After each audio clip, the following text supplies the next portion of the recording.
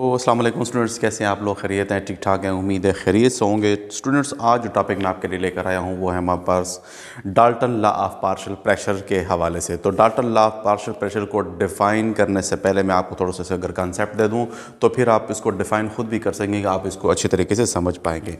Students, for example हमने एक container लिया हुआ है, एक कंटेनर फॉर एग्जांपल स्टूडेंट्स आपने ले रखा है और उसके अंदर आपने बहुत सारी गैसेस आप ले सकते हैं। मैं फॉर एग्जांपल कोई गैस ले रहा हूँ, फॉर एग्जांपल मेरे पास एक गैस ए है और दूसरी गैस मेरे पास बी है। दो गैसेस आपने एक कंटेनर के अंदर लिए हुए हैं। कंटेनर आपके पास फिक्स्ड है, यानी इसका वॉल्यूम फॉर एग्जांपल आपने कितना लिया हुआ है, मैं कहता हूँ जी 10 डेसीमीटर क्यूब आपने इसका वॉल्यूम ले रखा है। टेम्परेचर फॉर एग्जांपल आपने 25 डिग्री सेंटीग्रेड लिया हुआ है, यानी टेम्परेचर भी फिक्स लिया हुआ है, वॉल्यूम भी इसका फिक्स है। दो गैसेस आपने कंटेनर के अंदर बंद की हुई हैं। स्टूडेंट्स, आपको पता है गैस क्या करती है? प्रेशर एक्सर्ट करती है। प्रेशर क्या होता है students? Collision of gas molecule with the wall of container. तो इसके जो मॉलिक्यूल्स होंगे इस गैस के, वो भी इस कंटेनर के वॉल के साथ टकरा रहे होंगे। इस गैस के जो मॉलिक्यूल्स होंगे वो भी टकरा रहे होंगे इस कंटेनर के वॉल्स के साथ, क्योंकि गैस के मॉलिक्यूल के अंदर काइनेटिक एनर्जी होती है। तो जैसे वो मूव करेंगे तो वो कोलाइड कर रहे होंगे इनकी वॉल्स के साथ, इनकी दीवारों के साथ वो टकराते रहेंगे, जिससे वो प्रेशर को एक्सर्ट करेंगे, प्रेशर लगाएंगे। तो समझ गए कि प्रेशर क्या होता है? Pressure is the collision of gas molecule with the wall of container. तो इस गैस के मॉलिक्यूल भी स्टूडेंट्स टकरा रहे हैं इसके वॉल्स के साथ, इस गैस के मॉलिक्यूल भी इस वॉल्स के साथ टकरा रहे हैं। तो इस एक गैस का, ये जो एक गैस के मॉलिक्यूल टकरा रहे हैं, जो एक इंडिविजुअल गैस है जो कि कोलाइड हो रहे हैं उसके मॉलिक्यूल वॉल्स के साथ, इसको हम कहते हैं इंडिविजुअल गैस या partial pressure of B. Partial pressure क्या होता है? पार्शल मीन्स जो कि मुकम्मल ना हो। पार्शल का मतलब होता है जब इस गैसेस मिक्सचर के अंदर कोई एक गैस की आप बात कर रहे हो। इसको अगर आप डिफाइन करना चाहें तो partial pressure is the pressure of particular gas, pressure of particular gas in the gaseous mixture is called partial pressure। तो इंडिविजुअल प्रेशर जो है हर एक गैस का, इसको हम क्या कहते हैं? Partial pressure. तो partial pressure of A, partial pressure of B. अब इन दोनों प्रेशर, जब प्रेशर इसका भी है प्रेशर इसका भी है, तो अगर आप इसको ऐसे लिखें स्टूडेंट्स, ये अगर ये मेरे पास टोटल प्रेशर किसके बराबर होगा स्टूडेंट्स? टोटल प्रेशर होगा partial pressure of P A के and partial pressure of B के। इन दोनों गैसों का जो इंडिविजुअल प्रेशर है अगर आप उनका सम ले लें तो वो टोटल प्रेशर के बराबर हो जाता है। टोटल प्रेशर जो मिक्सर का है वो डिपेंड करता है हर एक गैस के इंडिविजुअल प्रेशर के ऊपर। इसका प्रेशर जितना ज़्यादा होगा, इसका प्रेशर जितना होगा, इनका आप सम ले लें तो आपसे गैस का टोटल प्रेशर कैलकुलेट कर पाएंगे स्टूडेंट्स। तो अगर आप यहीं पर भी डाल्टन लॉ को एक्सप्लेन करना चाहें तो वो कुछ इस किस्म की एक्सप्लेनेशन होगी कि total pressure of the gases mixture, total pressure of the gases mixture is equal to the partial pressure of the gases, is equal to the sum of partial pressure of the gases.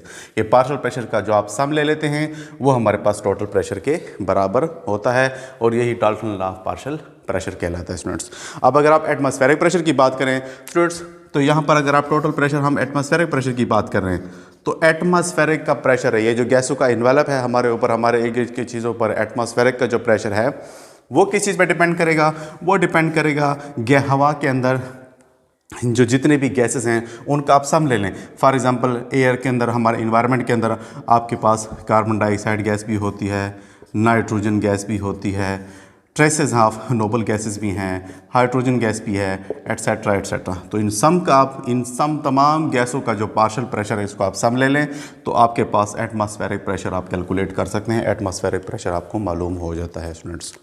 अब ये सारी चीज़ें discuss करने के बाद थोड़ी सी हम एक इसके एक्सप्रेशन भी ड्राइव कर लेते हैं स्टूडेंट्स। इसके डिफरेंट फॉर्म होते हैं न्यूमेरिकल प्रॉब्लम्स, जब आप कैलकुलेट करेंगे तो आपको वो थोड़े से हेल्प, उसको कैलकुलेट करने में आपको हेल्प मिलेगी।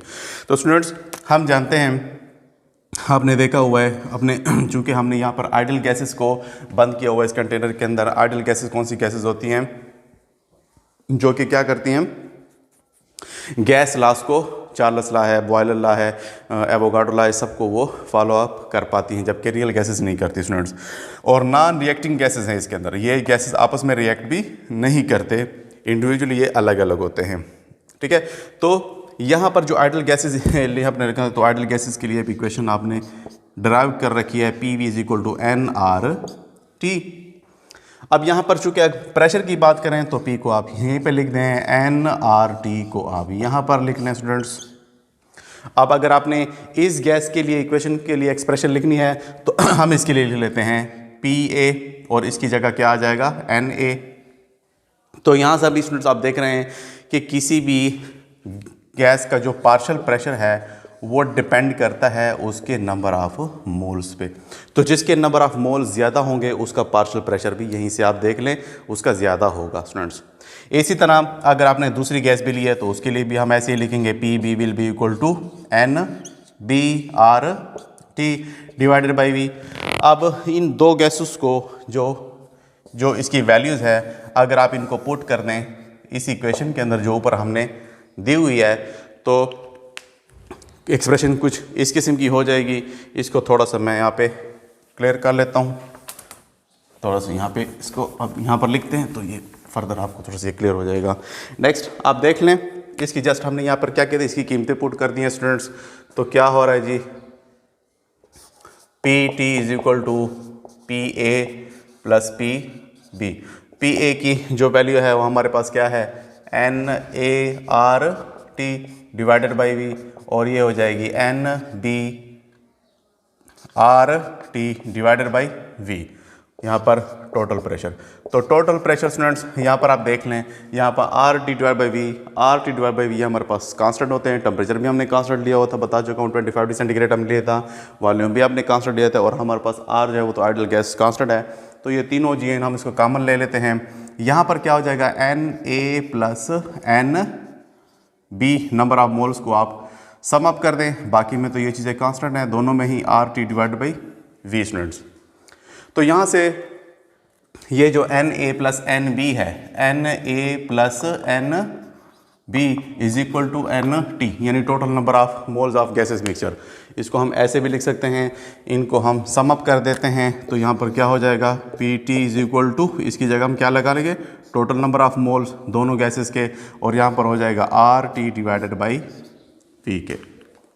तो इस एक्सप्रेशन को भी आप न्यूमेरिकल प्रॉब्लम्स के अंदर यूज़ कर सकते हैं, इसको काफ़ी सारी चीज़ों में मतलब यूज़ किया जा सकता है। यहाँ से भी आप टोटल प्रेशर निकाल सकते हैं कि अगर आपको total number of moles gases के दिए हुए हैं उनका आप सम अप करके भी ये इक्वेशन लगा सकते हैं, और इससे भी आप किसी भी गैस का पार्शियल प्रेशर कैलकुलेट कर सकते हैं। स्टूडेंट्स इसी इक्वेशन को हम लेते हुए इसकी एक दूसरी एक्सप्रेशन भी हम डिराइव करते हैं इसी तरीके से, तो उसको भी आप यूज़ करके न्यूमेरिकल प्रॉब्लम उससे भी काफ़ी कुछ आप हल कर सकते हैं। स्टूडेंट्स इस इक्वेशन को अगर आप ले लें तो इसी इक्वेशन को थोड़ा सा हम इसको यहाँ पे स्पेस क्रिएट करते हैं, यस इस तरह से। तो ये इसको अगर आप देखें तो मैं ऐसा लिख सकता हूँ कि पी टी और ये वी को इसके साथ लिख दें तो P T is equal to N T R T, ये वाला स्टूडेंट्स, ये भी इधर आ गया तो इक्वेशन की कुछ ये, इस इक्वेशन को हम फॉर एग्जांपल क्या कह देते हैं, इक्वेशन 1 कह देते हैं स्टूडेंट्स।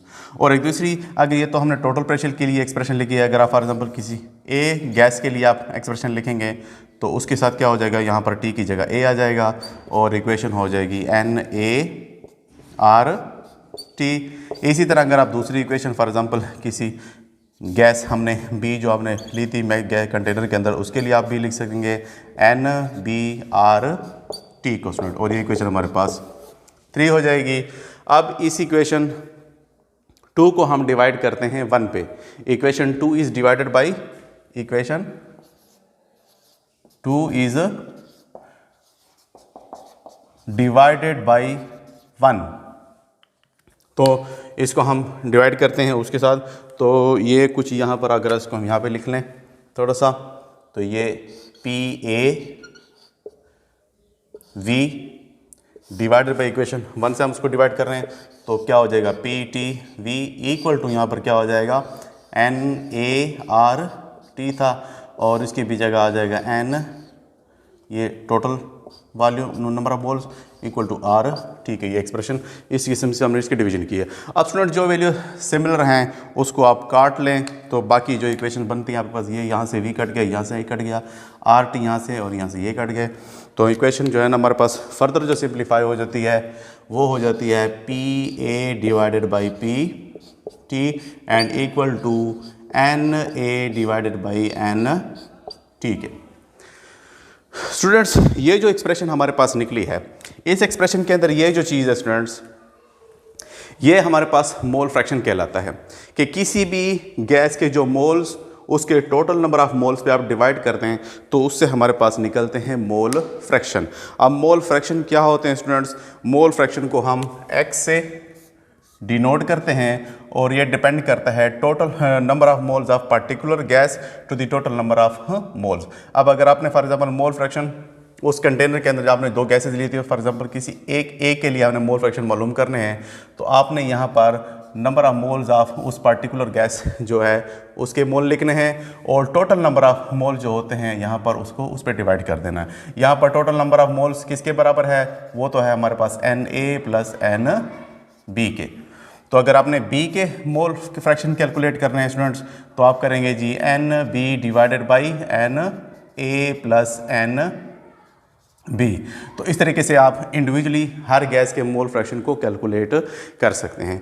तो यहाँ पर चूंकि पी ए के लिए ये एन ए है तो यहाँ पर हम लिख देंगे, ये इक्वेशन क्या हो जाएगी? P A divided by P T equal to क्या हो जाएगा? Mole fraction of A. Students इसको तो फर्दर थोड़ा सा हम रीअरेंज कर लें तो ये इक्वेशन कुछ इस किस्म की आ जाएगी। यहाँ पर लिखते हैं इसको थोड़ा सा, तो P A will be equal to X, ये mole fraction of A, and यहाँ पर हो जाएगा टोटल प्रेशर।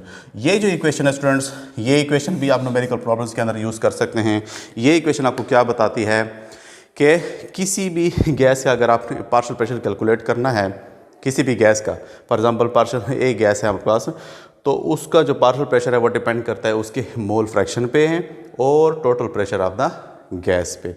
तो ये कुछ एक्सप्रेशन थे डाल्टन लॉ ऑफ प्रेशर के हवाले से। स्टूडेंट्स कोशिश की है कि आपको इंतहाई सिंप्लीफाइड मैनर में समझा सकूं और कम टाइम में और ये सारी चीज़ आपको एक्सप्लेन कर सकूं, क्योंकि इसके ऊपर काफ़ी बड़ी डिटेल से भी वीडियो बन सकती थी, लेकिन ज़्यादातर यही पॉइंट्स बार बार क्रिएट हो रहे होते हैं। ये जो एक्सप्रेशन मैंने आपके लिए ड्राइव किए हैं इसको आप यूज़ करके किसी भी किस्म के न्यूमेरिकल प्रॉब्लम को कैलकुलेट कर सकते हैं। उम्मीद है आपने इस लेक्चर को मुकम्मल तौर पर समझ गए होंगे। इससे रिलेटेड इंशाल्लाह मैं कुछ न्यूमेरिकल प्रॉब्लम इसके ऊपर लेकर आऊँगा। और अगर किसी चीज़ में किसी पॉइंट में आपको समझ नहीं आई स्टूडेंट्स तो लाजमी मुझे कमेंट सेक्शन के अंदर कमेंट करें, इंशाल्लाह वो पॉइंट भी आपके लिए इंशाल्लाह क्लियर कर देंगे। तो thank you so much for watching my video.